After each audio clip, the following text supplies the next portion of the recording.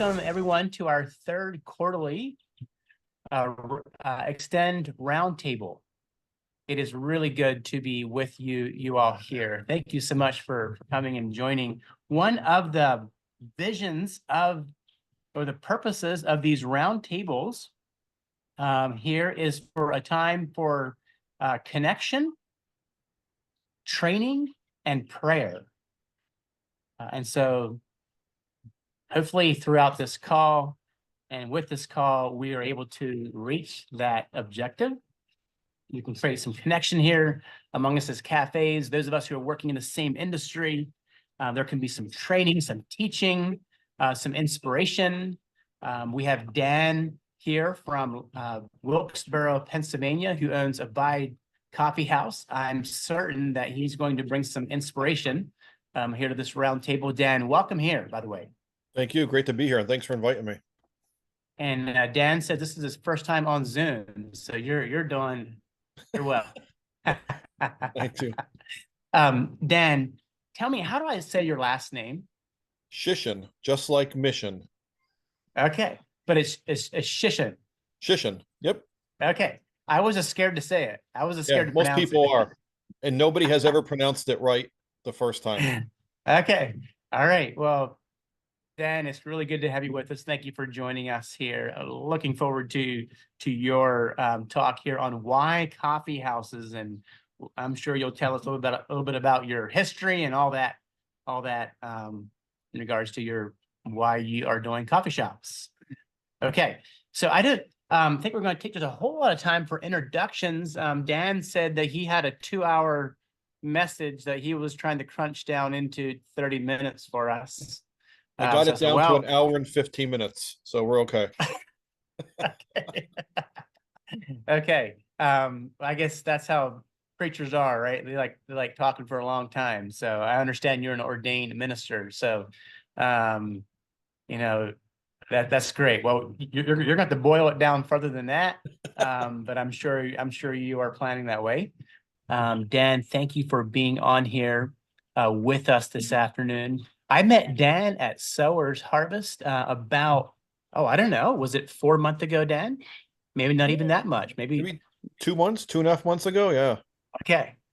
They were in State College, came to Sowers, and they stopped me. I was maybe in a hospitality position that day. It was a crazy day, right? It was right towards the end, I think, of the last week of Penn State College. And so it was insane. Yep. A lot of stuff going on there. And Dan stopped me, and he and his wife encouraged us for our work that we're doing there in State College. And I really appreciated that, Dan. That was a cup of cold water there on a hot day. So thank you for that. And as I listened to Dan just for a little bit, as he shared about some of the vision for their coffee house there in Wilkes-Barre, Pennsylvania, called Abide Coffeehouse, I was like, you know what, Dan? I said, we need to have you share your vision with those of us on the Extend Cafes platform. And he's like, absolutely. I'll be happy to do that. And so, Dan, it's good to have you here. And go ahead and tell us a little bit about yourself and your history of the coffee shop and why you think coffee houses are well suited for our day and age and reaching people. So all yours, Dan. Yeah, so thank you for having me. I appreciate it. And it was good to meet you. And then I came back shortly after that, and I met your wife. You weren't there. And we really enjoyed your cafe. And so I never envisioned this for myself, years ago. So going back, I'm a recovering alcoholic in recovery for 16 years. And once I got sober, a lot of things changed in my life, and I really focused on doing God's work, and got into volunteer ministry with our local mission, Keystone Mission, who serves the homeless and addicted in Wilkes-Barre and Scranton, Pennsylvania. Became a volunteer, and then went on staff with them, and got into street ministry, working in the downtown Wilkes-Barre area 4 nights a week, handing out meals and clothes, and praying with people, and connecting with the homeless population. And I would serve 40 to 60 people a night. And in that time, this gentleman moved here from California and opened up a coffee shop off of Public Square in Wilkes-Barre. And so I was one of the first customers when he opened, and I would go every morning, Monday through Friday, 7 o'clock. I was the first one at the door when he unlocked, and he had a little coffee bar with like 3 stools, and I would sit there and got to know him and the customers that would come in, and I just absolutely loved it. I was an accountant at this time, so I was doing accounting work, and I was behind a desk for 40 hours a week. And in July of 2022, he decided he was going to move back to California and either close the cafe or sell it if he found somebody that he thought could, continue it. And so I went home to my wife and they said, "Hey, you know what? The coffee shop's for sale." She goes, "Yeah, I know. And I know what you're going to say next. Do you want to buy it?" So fortunately, I was able to retire from my job on November 1st of 2022, and we took over the coffee shop.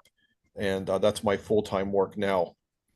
I'm also a pastor of a local Church of Christ. Been there about 15 months as an interim, and been at 2 churches before that. One, which is actually right down the street from Abide Coffeehouse, which was started 12 years ago to serve the homeless and addicted. So I really have a heart and a passion for that. And so when this opportunity came that I could be in downtown with people, uh, serve people, love people, especially work with the homeless and addicted and drink free coffee all day, I was sold. It was a no-brainer. So Nice. that's what we did, and we bought it.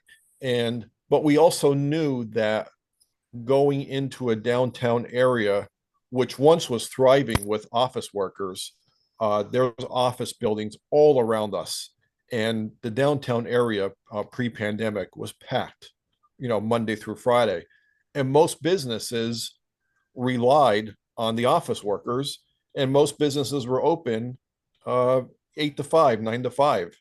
And that's all you needed to do. You didn't need to do anything else because the office workers supported you.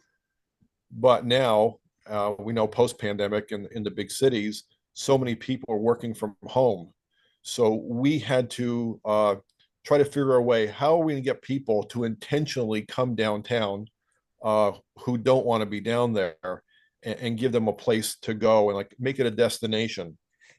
So a lot of things that we did, and it's everything that Josh said. I mean, if I didn't hear him speak before me, everything that he said is exactly what I would say. So I'm not going to repeat that, but that's pretty much what we're about. Everything that you mentioned, and I'm a people person. I love people. I love talking to people. I love meeting people, and so we are in a position where my job every day, all day, is to do just that. I talk to people, greet people, welcome people, talk to people, pray with people. That's it. I have an amazing staff of 10 baristas who take care of all the stuff at the coffee bar. My son is my business partner, does all our finances and social media and ordering. And so I'm able to do 100% ministry 100% of the time, which is very cool. And I really like it. So we, over the 20 months that we've had it now, we've really expanded our hours, our services, our offerings, events to really make it a destination, and really listened, like Josh said, to the customer. What's the customer looking for? What do they want? What's gonna make them come back, and what makes us different from other coffee shops in the area? And I think that one thing is relationship building. It's definitely making the customer a part of your family. And we get that all the time. People are like, "We can't believe you came up and talked to us. We can't believe how outgoing your baristas are, how pleasant they are, how concerned they are.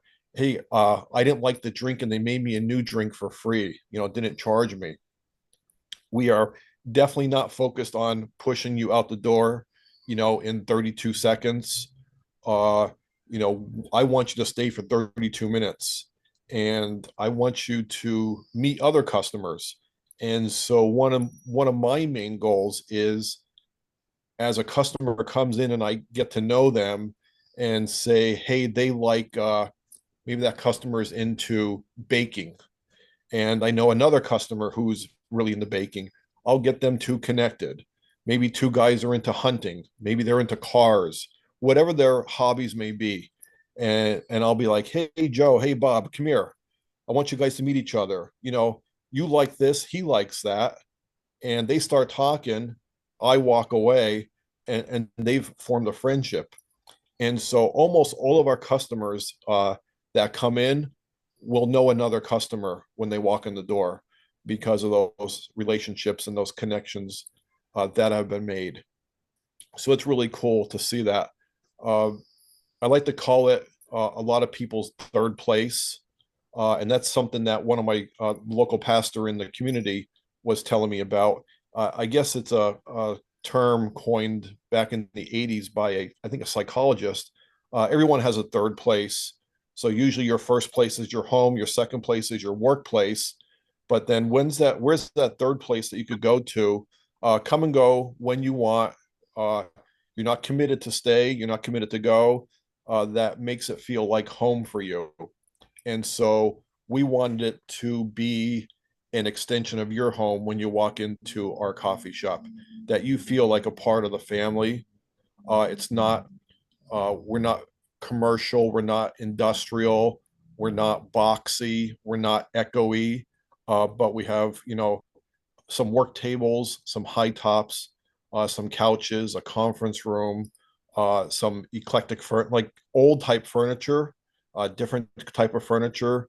It's not a modern look, and people just feel really cozy and warm. And it's been a huge success in that business model for us. The number one thing is definitely, what's the customer looking for? What do they want? And listen into those needs and see if we can fulfill those as much as possible. When we took over, the coffee shop was open from 7:45 to 1 o'clock, Monday to Friday. We've done 5 expansions of time over our 20 months. And on June 1st, we are now open 7 to 7, 7 days a week. So it's given people an opportunity to come out and spend time in the afternoons or evenings to meet up with friends. Because really in our area, unless you are going to a bar or a restaurant, there's no place for people to go. You can't go to a Starbucks or a Dunkin' and have a conversation and have a meeting. So this has given a lot of people a place to go to at 6 o'clock at night to meet up with friends. As I said, one of my passions and where my heart really lies is with the homeless and addicted community. So as soon as I bought the place, even before I bought the place, I was out on the streets letting the guys and gals know, hey, that coffee shop over there, that's mine now, which also means it's yours. And so you are welcome to come in there anytime. And if you are in need, you just let us know. You need a warm place to hang out. You need a cup of coffee or a pastry. All you need to do is when you walk up to our counter and talk to our barista, you let them know that you're a friend of Dan. And that's all you have to say. You don't need to pay. We won't charge you. We want to help you out. And I'd like to sit with you and talk to you. And I still have those connections with the Keystone Mission. Actually, yesterday, I hosted a roundtable discussion between the Downtown Business Association and the Keystone Mission to get them connected, and offered my space as future meeting spots when they need to bring someone in off of the street, talk to them, do paperwork, have a cup of coffee. Really, I want to see change made in that area. Our homeless population in downtown Wilkes-Barre is growing and growing. And I think it's because we have so many wonderful people. We have so many wonderful agencies in our downtown area that help people and that love people. And we are very attractive to the homeless population. And we hear that all the time, people coming from Philadelphia or New York because they heard about Wilkes-Barre and how hospitable they are. That's a good thing and a bad thing.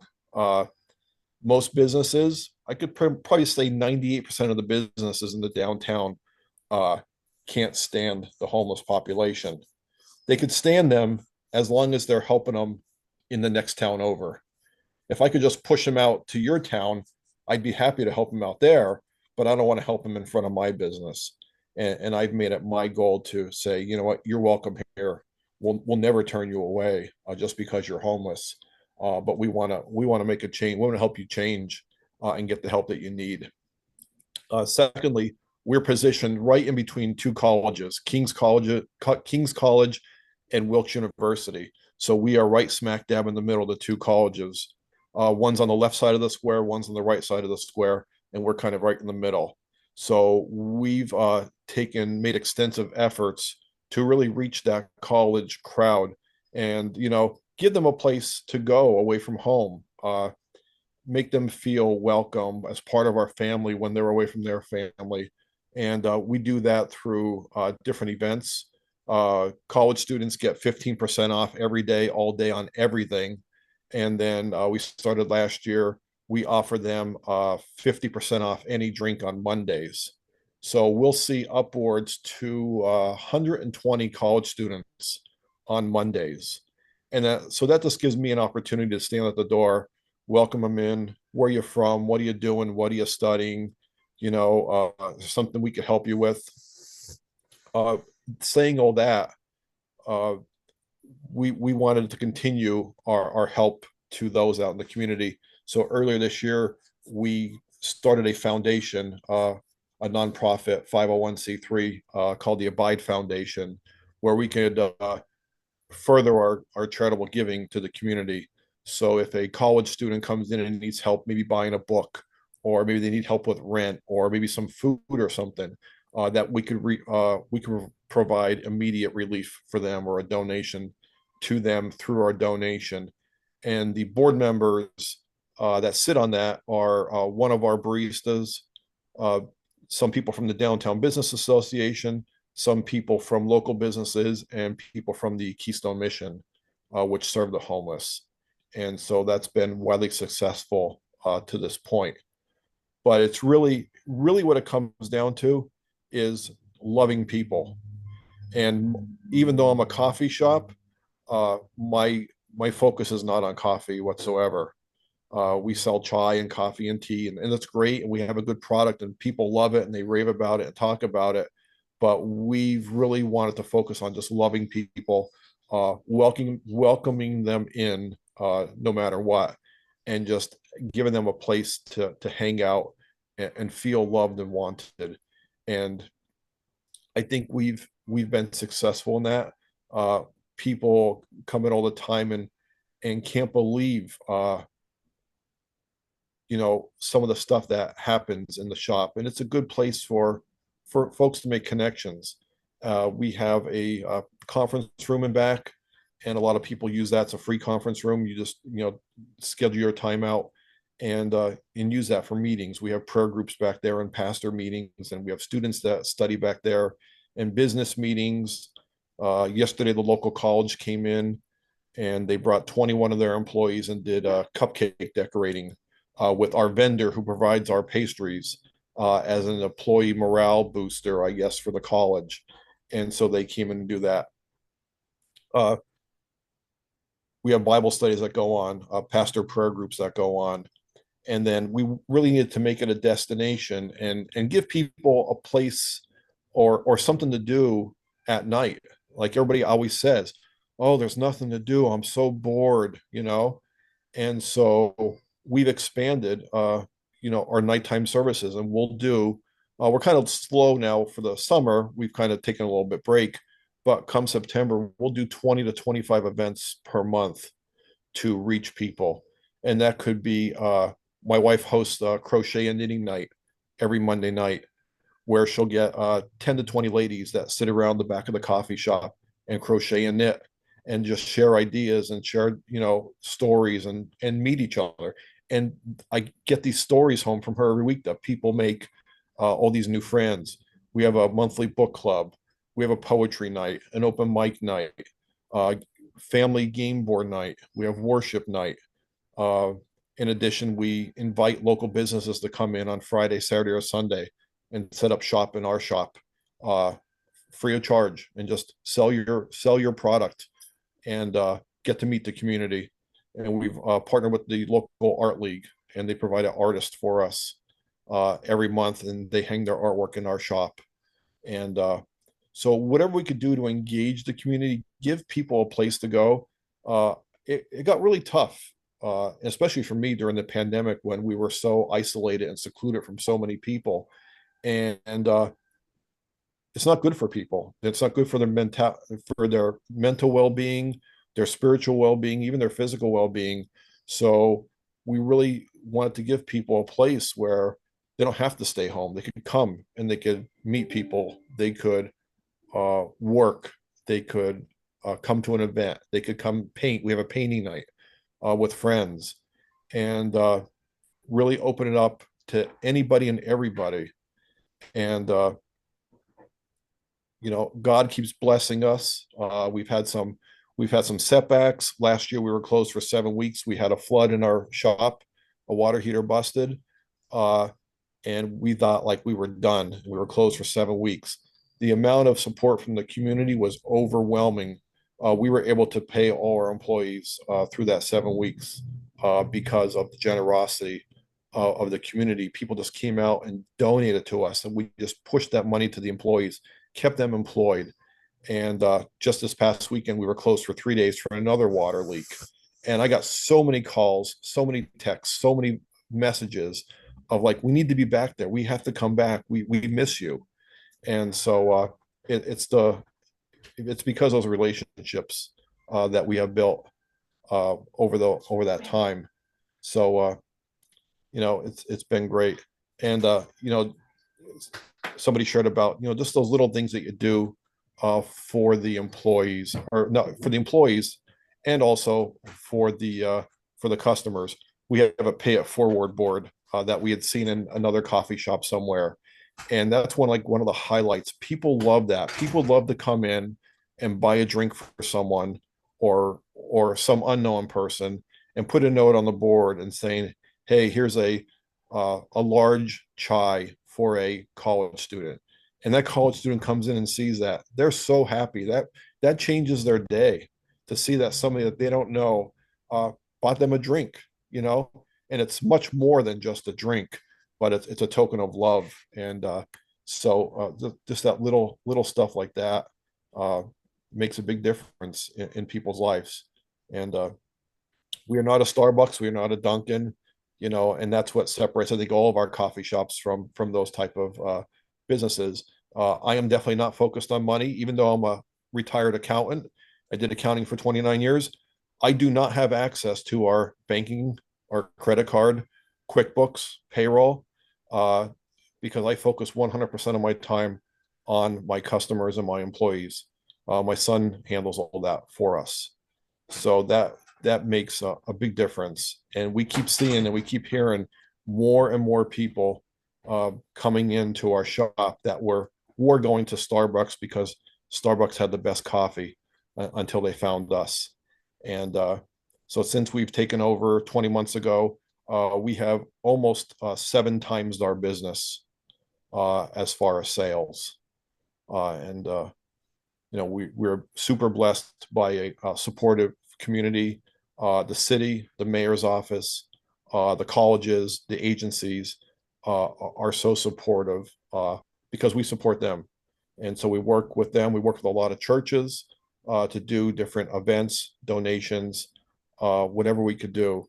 And that's where the ministry really happens, because they really see a business and they say, they're different. Like, why are they doing that? And I believe it's what I'm called to do. I worked in business for 29 years, and I know how a business could thrive, but it's only going to thrive because of your customers and, of course, dedicated employees. And we are blessed with the best of both. So I could talk for 3 more hours, but I appreciate the time I had to share with you, and meeting some of you folks. And Bryant, thank you so much. And I'm sure I'll be out there to see you again, or I'll be sending my daughter out. She just lives down the road from you. So I'm trying to get her out there to stop in and meet you one day. Dan, thank you so much for for sharing here this afternoon. And I have like 100 questions for you. What I really want to do is come to Wilkes-Barre and just spend the day with you. I Yeah, think that would be a real blast. let's do it. So a couple things that stood out to me. I love the idea of how you're connecting people in your community. And isn't that just the old-fashioned way of living? Yeah. I mean, that's what people have done for years. Hey, meet this guy down the street. He does this. You might be interested. And in our world, we've gotten so much in silos in our little communities. We're totally separated from each other. It was the cars that kind of made that happen more. We traveled farther. We traveled this little cubicle, and we can't talk to our neighbors. And then then it's technology that has us all sitting inside, not getting out and about. All those things have made such a huge impact. And I really think that's fascinating. And also connecting local organizations, business. And we do that, and I see some of that happening at our cafe as well. Not to the extent that I'm for sure that you're doing it there, but that's definitely happening. So I love that vision. And also calling it people's third place. The idea of the third place, come and go when you want. And that's the beauty of a cafe, where, it's not like you come in the door and, it's a server meets you and sits you down and kind of takes care of you, then tries to get you out the door. But it's hang out here. And then the idea of a 7-day, 7 to 7, that sounds, you really make me tired, actually, as I listen to you. Well, All the your good thing events. is I have a good staff, so I'm not tired, and I'm not there on Saturdays or Sundays, and I Yeah. leave early on Friday Yeah. because I have my church, on the weekends. But because of a good staff, and that's what customers Yeah. want, and Yeah. we oblige. Yeah. That's, of course, you said you don't have any other shops in the area open. Anyhow, so all those things are very, very interesting. So yeah, I'll open it up here. Any questions for Dan? Let's make it quick. Questions, encouragement, challenges, whatever you might have.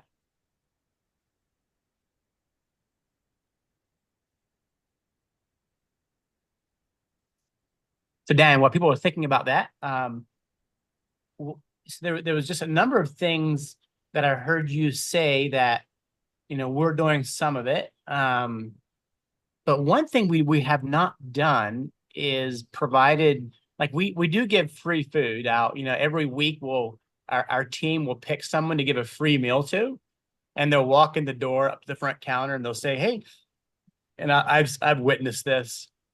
"Oh, hey, this week we chose you for a free meal." Mhm. And their face just lights up, and it means so much to them that Yep. this team actually thought about me. It's not just one person, it's a team. And, it feels very, very, yeah, it just feels really kind, or they feel noticed. They feel seen. That's what it Mhm. is. They Yeah. feel seen. And You're just not a number in the line not a with a number. number on Yeah. your receipt trying to get you out And the I door. think that's so important when it comes to giving out discounts or whatever to people, like knowing that, you can just do a mass discount thing or a rewards program, but whatever. But people just want to be seen, Mhm. and making them feel that, I think, is huge, way more than giving a discount. Yeah. And then, but what you're doing there with the whole board and the free, like people can buy a free drink and put it up there. I think Yeah. that's so cool. I'm curious, is any of our other cafes on here doing that right now? Just speak up if you are. Okay. There's only several of us here that actually have cafes, Dan. A number of them are just in the process of getting rolling or moving towards starting. Andy, you have been running. Andy here, or Andrew Weaver, is from the Bronx, New York. And you've been operating now since 2020, right? You guys opened up in the middle of COVID. So you're 4 years down. Have you ever done anything like this, Andy, or have any kind of way that people can pass on a free drink or anything?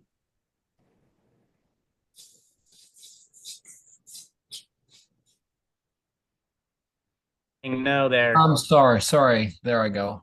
There we go. Yep. We have not the pay it forward type. That really, Mhm. well, that intrigues me. Yeah. Yeah, it does me as well. So yeah, any questions for Dan here? Yeah, I have a question. Mhm. So as much as you give out your free stuff and just all of that, is the business that profitable that it can afford that? Yes, so we've been profitable since day one, from the moment we took it over. And I think it's attributed to, I've been in the area my whole life. So I've been here my whole life. I've been involved in a lot of ministry, a lot of different organizations. So we didn't have a time where we had to build up our customer base. Um, when people saw that I was taking it over, boom, like the customer base just exploded. And social media, I got a good relationship with local news agencies and papers. And just when they hear that, when they see that, like when you put up a pay it forward board, that's free advertising because the newspaper is going to come in and say, look at these people, what they're doing, and people want to be a part of that, Yeah. and so it just, I think because I've been here my whole life and I did a lot of work in the downtown area, so that really helped it. Yeah, but so we have been profitable since day one. Wow. I'm very inspired. We just recently moved to Baltimore, Maryland, and wanting to do the same thing. So this is very inspiring. So I was Thank you. born in Baltimore, Maryland. That's my hometown. Oh, really? Oh, that's Yeah. so interesting. Yep. Yeah. What So area? the pay it forward board, just get a cork board, put it up by your register, put a little note there, say pay it forward, buy a drink for someone, leave a note, and then they could grab it off the board. We have a little write up, which I could share with Bryant later. A little write up, and people just absolutely love it. They'd love to buy a drink for a college student, or maybe someone that's just having a bad day, or maybe for a single mom, or maybe for a high school student, and they pay for a large coffee or a small chai or whatever. And when people walk in, and specifically if people see their name, you walk in and you see a large coffee for Bryant Martin, you're like, oh my gosh, but you don't know who it's from. And then you're wondering, like, well, who was thinking about me? And I mean, who bought me a coffee? People are just overwhelmed by it. Wow, that's And amazing. that costs us nothing because they pay full price for the drink, and then we give the drink to the person when they walk in. Yeah, yeah, that's really cool.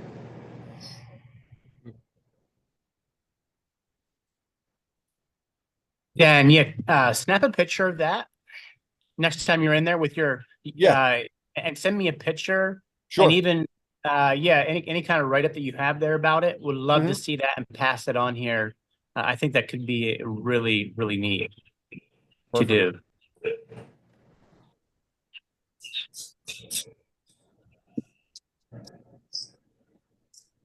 So lastly here, one of the things that you talk about working with the homeless there, and you want to serve them, you want to reach out to them.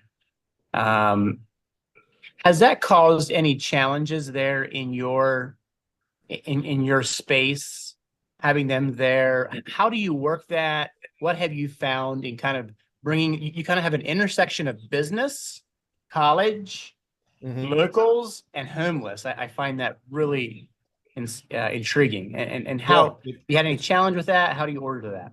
it's quite a mix. And sometimes you do have an issue with I have issues with homeless people and non-homeless people where I have to approach them and ask them to not use that language, or turn your phone down or whatever. So it's just uh I guess knowing how to deal with them. And I guess from doing street ministry for so long, it's a whole different crowd that you're dealing with when you're dealing with the homeless population, and especially if they're possibly high or drunk. uh but I've really spent a lot of time doing that. So I kind of know how to handle it and how to de-escalate a situation if there ever is one. It's very rare. Maybe once every 3 or 4 months, I have like a problem with a person screaming or yelling or you're causing a scene, and I'm able to really de-escalate it pretty quickly and bring the cafe back to a lull, quiet. So, but I'm not going to turn anybody away. So Yeah, I really appreciate that.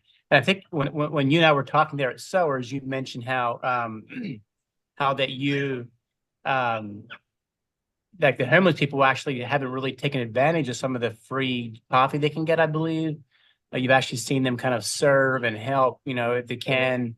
And I thought that was really interesting too. Sometimes we have, we tend to put ideas and on people that isn't always accurate. yeah, so So, some of the homeless folks that do come in, they do want to pay for their drinks. They don't want a handout. It's a sense of pride, I guess. Uh, and so I just charge them $1. mhm. And they're like, how much is your coffee? I'm like, it's $1. Oh, okay. And they want to pay. And I have one guy, Larry, he always wants to pay for his coffee. I said, Larry, I'll buy you a coffee. No, no, no, I have money. I want to pay. How much is it? It's $1. And I put the dollar in the tip jar for the baristas. Mhm. Neat. Hey Dan, I'm Jerry Martin, one of the owners of Old Market. So really enjoyed hearing about Abide today. But the one question I had was, you have some really creative ideas and things that you're doing there with the space and connections with local community and all. And I'm just curious if there's someone on your team that's responsible for doing a lot of that, or if it's just been, yeah, I'm just wondering, I guess, how you've come up with all those ideas or how that's happened. That's some really creative things you're doing. So my son is 28 years old and has a lot of energy, a lot more energy than I have. So he's very creative in his ideas and his outreach. Uh, and I just talk to people a lot. So just through the talking and the greeting and the meeting people, uh, we just kept developing, our focus, which is 95% outreach and community and relationships and 5% coffee. Um, and it kind of just happens. It just, over this 20 months, it's just developed that way. And we appreciate doing it, and the community appreciates the support. And so it's just, thinking outside the box, because we're not a corporate, structure. It's my place, it's his place. We can do what we want, how we want, and we could give how we want and what we want, to who we want. We're not like a Walmart or a Sam's or a Starbucks where you're restricted, so it's just a lot of thinking outside the box. Yeah, thank you. I appreciate that. Thank you. I really enjoyed also, Dan, everything that you had to share about Abide. It was really inspiring, and definitely make a point to stopping in on our way down through. We get down through Scranton, Wilkes-Barre. My wife's folks live in Kutztown, PA, so Oh, okay. travel right through. Yeah. Perfect. I'd love to meet up with you. I'll give you 10% off your first cup of coffee. Sounds great.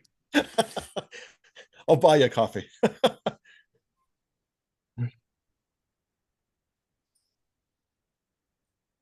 Yeah, thanks, Dan. I appreciate it too. Now, do I understand this correctly that you are a coffee house only?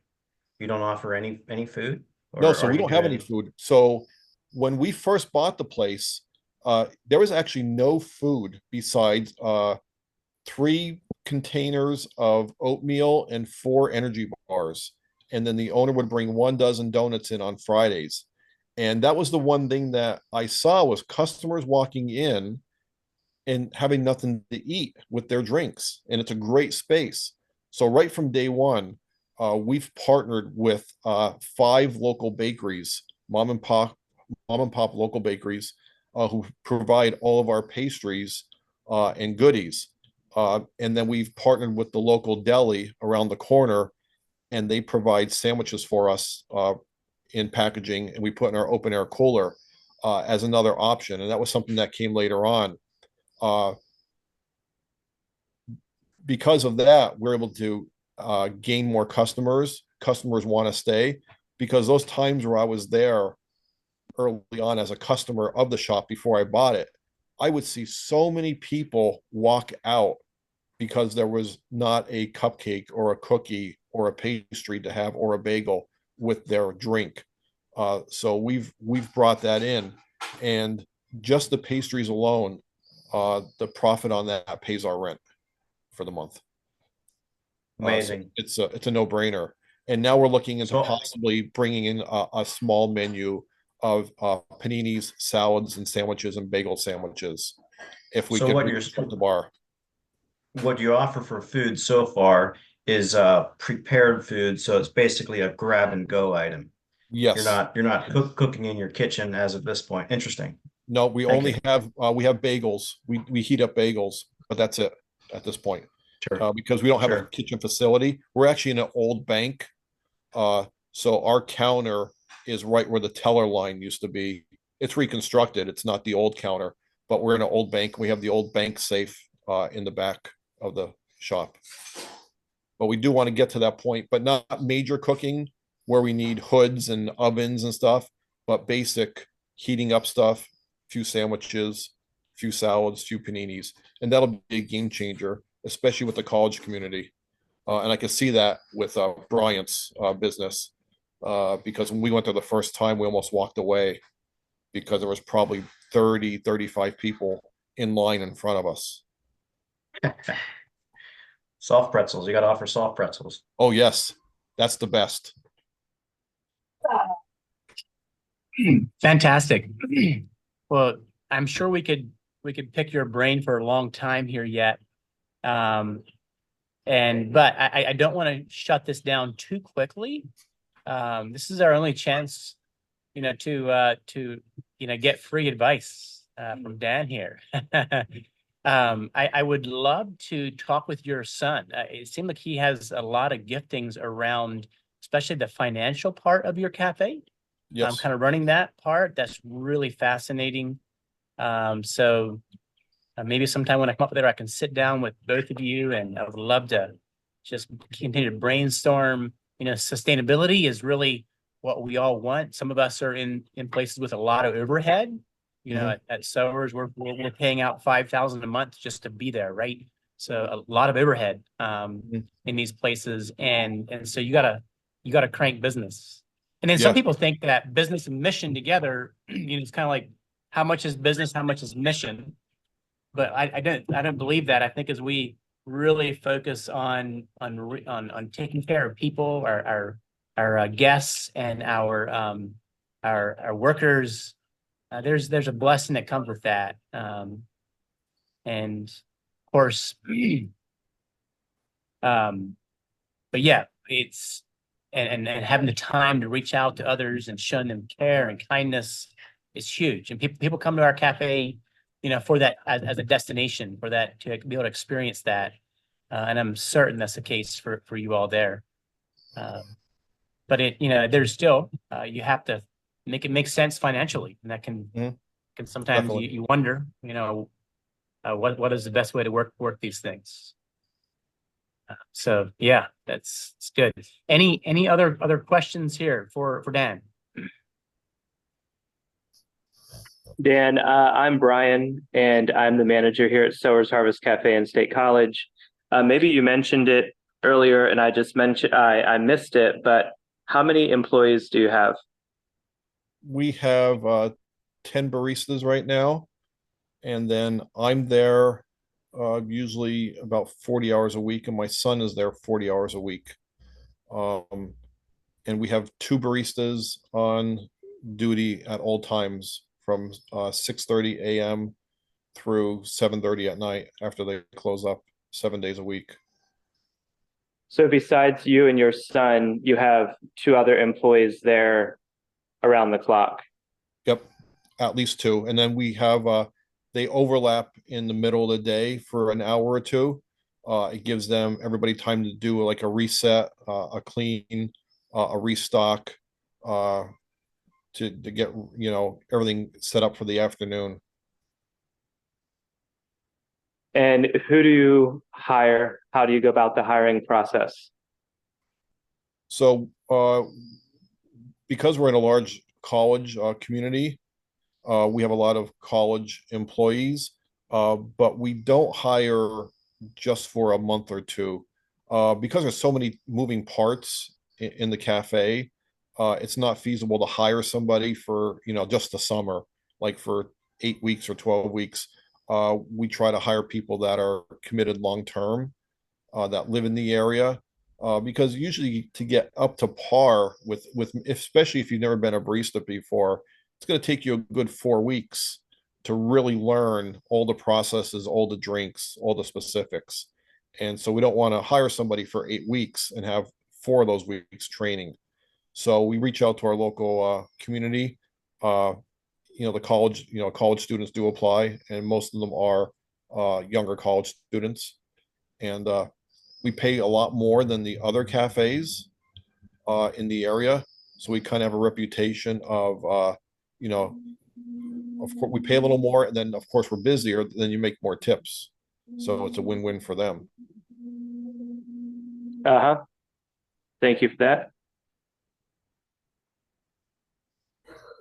Hey, Dan, thank you for sharing. Was very, very inspiring. Would be curious to know what are the average amount of tickets per day? So we are averaging for the summertime now about 200 per day. And we were, when we first bought the place, I think our first day was pretty busy, but I think prior to that, they were doing 30 tickets a day. You know, and because we don't have the food, our ticket value is lower, but the profit's also higher on the drinks. But we've also partnered with a lot of local businesses. We sell local honey. We sell our coffee. We have merchandise from a local supplier, and some other stuff that brings that average ticket up a little higher. So Sure. we do have a number in mind that once we get to a certain number of tickets, and a certain dollar amount as far as sales for the day, that we wouldn't want to go any higher than that, because then it would be too chaotic. There wouldn't be enough room for customers to sit and relax. You know, and we expect to approach that within the next year, that we would not turn away customers, but we wouldn't encourage any more customers to come see us, if that makes sense. Perfect. Thank you. That's very helpful. I appreciate it. Thank you.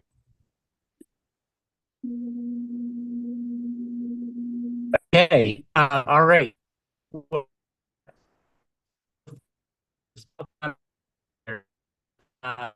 So be You're the breaking bad up, guy Brad. here. Okay, can you hear me now? Yep, there we go. Okay, all right. Sorry about that. My internet shows good here, but it does seem like it's not as good as it shows on my phone. So I'm at a pavilion here. We're actually on a family trip.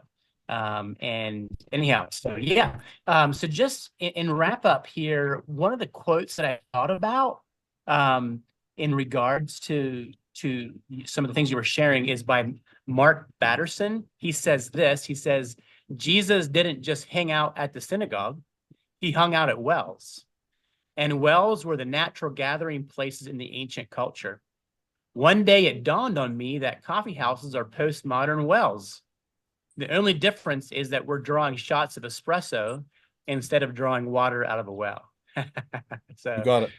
So yeah, so that quote inspires me, and it's exciting to be part of something like this where we can work together, place ourselves right next to the modern day wells and be there for people.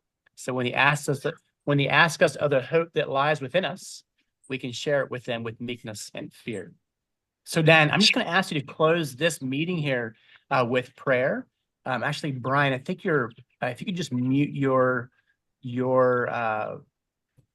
Zoom there, that would be great. I'm not able to. I don't think I'm a host. Thank you. So if you could just close this time with prayer. There's a number of new initiatives here that are part of this call. We have a Jared Weaver who's going into Reading. We have a Josh Ray consider buying a crate business. We have a Phil Rife in Mexico with a business there that he hasn't started yet, but they're working towards that. A Manny Lance for Baltimore. A Jay Petrie for a coffee shop in Virginia, I believe.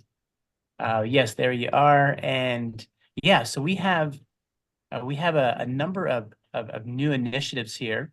And also we have a coffee shop or a cafe out of Peru here as well. You've been in operation there now for quite a while. It'll be really fun just to have a chance to have introductions here today, but in light of kind of our time restraints, we're not going to do that.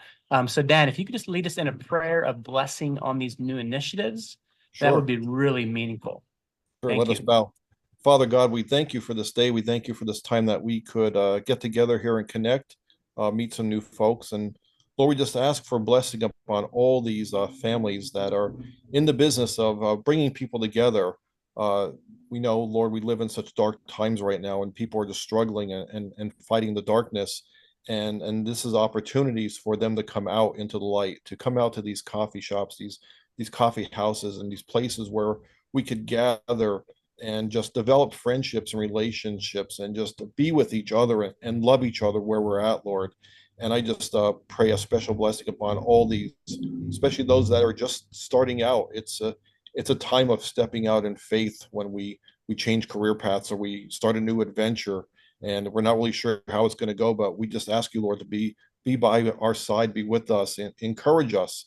There's a lot of times where we're going to get discouraged and want to walk away, Lord, but we just pray, just be with us, be with these families and these new ventures, be with all those that are out in the world doing ministry, meeting people where they're at, meeting people in coffee shops and having discussions and having conversations.